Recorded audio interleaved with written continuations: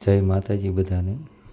માતાજીનું નડતર કેવી રીતે દૂર કરવું, સંપૂર્ણ માર્ગદર્શન.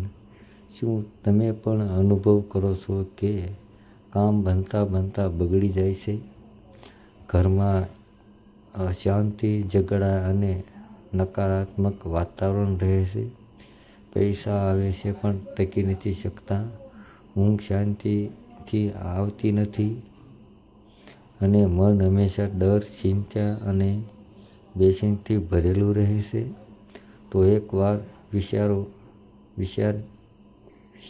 આ મંત્ર સહયોગ નથી. આ કોઈ શકે કે માતાજીનું નડતર અથવા અસંતોષ પણ ડરવાની જરૂર નથી, કારણ કે માતાજી દયાળુ છે.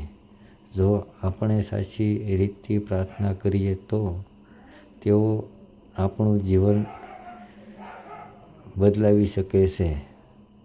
નડતર આવવાના મુખ્ય કારણો શું હોઈ શકે છે?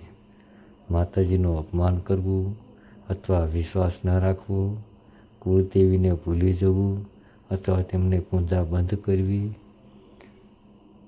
ઘરમાં અશુદ્ધતા, ગંદકી અને નકારાત્મક, ખોટા કામ, ખોટી બોલાચાલ અને અન્યાય, વૃદ્ધોને માતા પિતાને અપમાન, મંદિરમાં જવાનું ટાળવું અને પ્રાર્થના ન કરવી.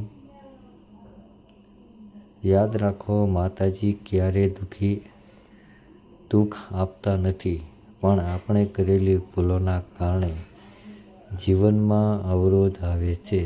હવે જાણો શક્તિશાળી ઉપાય. રોજ સવાર સાંજે દીવો પ્રગટાવો. ઘીનો દીવો માતાજીના નામે કરો. દીવો પ્રગટાવતા પહેલા મન શાંત, 5 મિનિટ ધ્યાન કરીને માતાજીનું સ્મરણ કરો. મંત્ર જાપ કરો. સત્ય મહત્વપૂર્ણ. જય અંબે માં, જય માતાજી. રોજ 108 વાર જાપ કરો. 7 દિવસ સુધી નિયમિત કરશો તો અસર દેખાશે.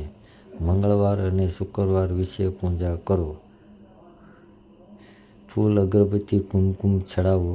નાળિયેર અને મીઠાઈનો ભોગ લગાવો. દીવો સતત 15 મિનિટ સુધી બળવા દો. ઘર અને શરીર બંને શુદ્ધ રાખો. રોજ સ્નાન કર્યા વગર પૂજા ન કરો. ઘરમાં ખાસ કરીને મંદિરની જગ્યા સાફ રાખો. નકારાત્મક વાતો ટાળો. દાન અને સેવા કરો. ગરીબોને ખાવાનું આપો. ગાયને રોટલી ખવડાવો. જરૂરિયાતમંદની મદદ કરો. દરરોજ માતાજીનું નામ લો. ચાલતા બેસતા કામ કરતા મનમાં જય માતાજી બોલતા રહો. ખાસ ધ્યાનમાં રાખવાની વાતો. પૂજા કરતી વખતે ગુસ્સો ન કરો. ખોટું બોલવું અને અન્યને દુઃખ આપવું ટાળો. માતાજી વિશે મજાક અથવા અપમાન ન કરો. હંમેશા સકારાત્મક વિચારો. માતાજી પર વિશ્વાસ રાખો. ધીરજ રાખો. પરિણામ જરૂર મળશે. શું પરિણામ મળે છે? થોડા દિવસોમાં જ મન શાંત થશે. ઘરમાં સુખ શાંતિ આવશે. અટકેલા કામ પૂરા થશે. પૈસા અને સમૃદ્ધિ વધશે. જીવનમાં સકારાત્મક બદલાવ આવશે. અંતમાં એક નાની પ્રાર્થના છે. હે અંબે, અમારી ભૂલોને માફ કરજો. અમારા જીવનમાંથી તમામ નડતર દૂર કરજો. અમને સુખ, શાંતિ અને સમૃદ્ધિ આપજો. જો તમને આ માહિતી ઉપયોગ લાગી હોય તો કોમેન્ટમાં જય માતાજી.